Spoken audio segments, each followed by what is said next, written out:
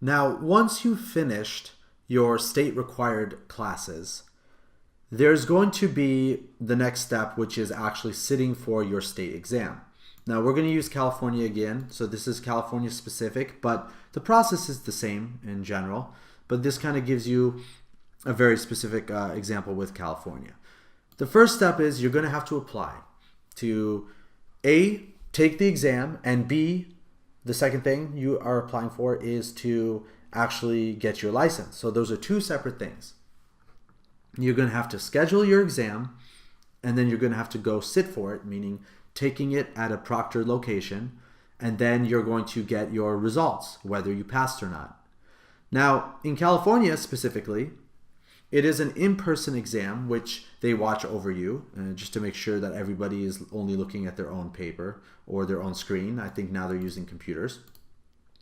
So the time limit is going to be 3 hours and 15 minutes. And you're going to have 150 questions, okay?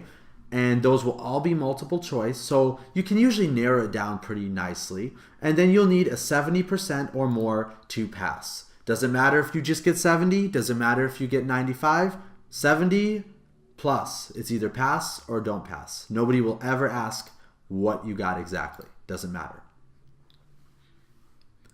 And then you're going to take all that stuff that you've done and before, and apply before you can actually sit and do this actual test. So don't think that this is in order. This comes later on. First, you need to actually send in your paperwork. So let's go through that. Here's an example for California, okay? And it's here's a website, the California Bureau of Real Estate. Every state will have a bureau or department specific.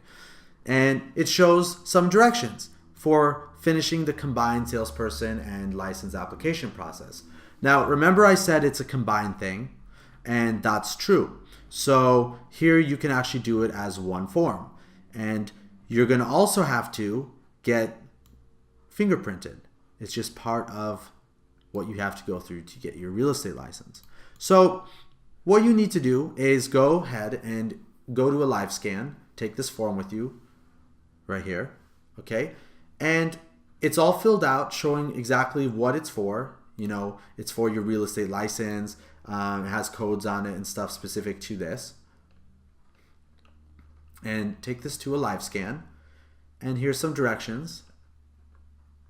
And then once you do that, you'll actually be able to get your fingerprints done. And then so you're going to have a form with your fingerprints from LiveScan. You're going to have your certificate of completion for the 3 courses. Or if you took it at a college, you're going to have a transcript showing that you passed those college level classes. And then you're going to have this, the combined exam and license application. Now here's a checklist that they provide you on their website, okay, on the Bureau of Real Estate.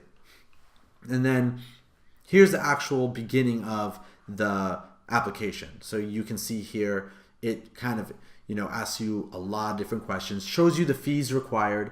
For example, in California, the exam is $60. So you have to pay $60 here to be able to go take the exam. And then to apply for the license is $245, which is a total of $305. Now you can pay with credit card, or you can pay, however you'd like, but this is how it works. Okay, and you fill out all this stuff. Now you can kind of choose here where you'd like to take the exam, the earliest date you could take it, and if you have any reasonable accommodations or anything. And they really explain it really nicely at the bottom here. I'll show you. And also, just so you know, it's very important to fill out this background information accurately, because if for any reason you lie on here, they will catch you, and then you're just going to be out. But if you do have any issues with the law, just be honest with them, and you can see here, it gives you a spot to explain yourself, and you might just get through, even with an issue. So don't be dishonest. Make sure you're completely honest with them. Now here is the end of the actual application. As you can see, this is where you would sign it. Here are the instructions. So they're going to show you exactly what you need to send in, okay? So it's going to include payment, it's going to include proof of course completion. It's going to include your fingerprints and all that. And then you send it all in, and they're going to show you the actual address where you mail it to here, right here. Okay, so that's pretty straightforward. Once that happens and you've actually been, oh, here you can see they've actually included the live scan here now with it. So that's pretty cool. So once you actually send all that in, they're going to say, okay, once you are qualified to take the exam, they're going to let you know that you are, and then they're going to schedule one with you. Now, for most people, what you're going to do is, let's go to the actual website here. I just want to introduce you to e-licensing. So e-licensing is something you need to sign up for. You go here, you sign up. This is where you're going to be able to actually access your location. So sign up to take the test. You're also going to see your results on here, and it also gives you an opportunity to check and update your broker information. So when you in later times need to add a broker, you can do that through here. So it's kind of all your stuff regarding your license with the state can be handled right here online with e-licensing, which is really cool. It's really efficient compared to the old way of doing things. So the gist of it is pretty simple, okay? You passed your class already. Now what you need to do is apply, and then you'll be able to schedule, sit, and then get the results. Now, if for any reason you don't pass, you will then be notified and you'll be able to take the exam again.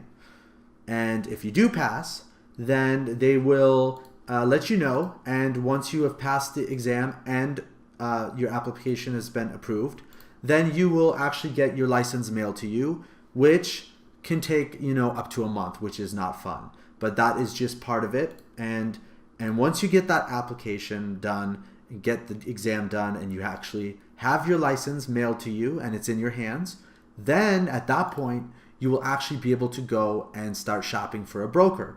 So you can actually start, looking for where you would want to hang your real estate license and work at. Now, brokers, meaning a place like Virtue Broker or another company, and you would have a lot of different options for that. And that's what we're going to get to in the next section here.